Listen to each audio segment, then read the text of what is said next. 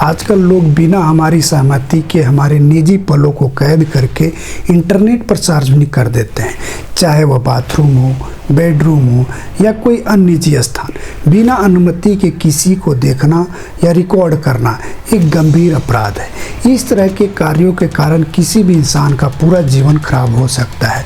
ऐसे ही अपराध को रोकने के लिए भारतीय न्याय संहिता की धारा 77 बनाई गई है। इस वीडियो में हम जानेंगे कि बीएनएस की धारा 77 क्या है, यह कब लगती है, इस धारा के तहत आरोपी को कितनी सजा होती है और धारा 77 में जमानती है या गैर जमानती है। पहले इंडियन पेनल यानी आईपीसी की धारा 54C के तहत इस तरह के अपराध में कार्रवाई किया जाता था और सजा दी जाती थी, जिसे अब बीएनएस के लागू हो जाने पर भारतीय न्याय संहिता की धारा 77 में बदल दिया गया है। अब से जो भी व्यक्ति इस प्रकार के अपराध को करेगा उस पर धारा 77 की कार्रवाई की जाएगी। भारतीय न्याय संहिता की धारा 77 ताक झाक के अपराध से संबंधित है, जिसमें किसी महिला की निजी गतिविधि यानी प्राइवेट एक्टिविटी को बिना उसकी जानकारी और अनुमति के देखने, रिकॉर्ड करने या उसकी तस्वीर लेना अपराध माना जाता है। यह धारा किसी भी पुरुष को एक महिला को ऐसी स्थिति में देखना, उसकी तस्वीर लेना अपराध मानती है जिसमें महिला को यह अपेक्षा है कि उसे नहीं देखा जा सकता और उसने इसके लिए सहमति नहीं दी है।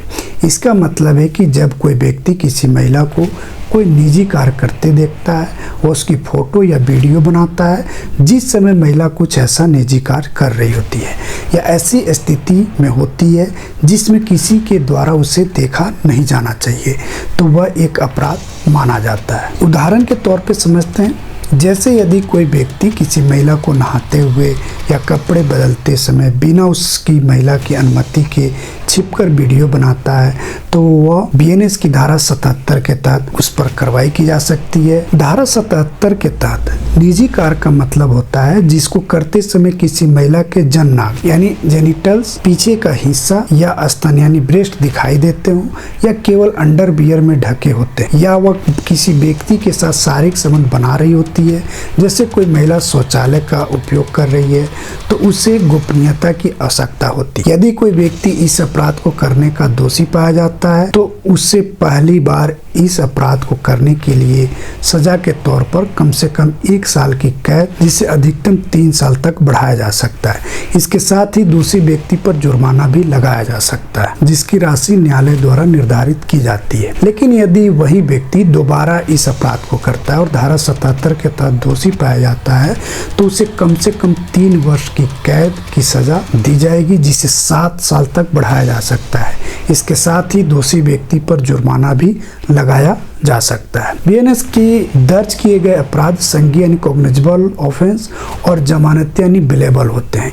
इसका मतलब यह है कि पुलिस इस अपराध में आरोपी व्यक्ति को बिना वारंट के गिरफ्तारी कर सकती है, जिसके बाद आरोपी को मजिस्ट्रेट के सामने पेश किया जा सकता है।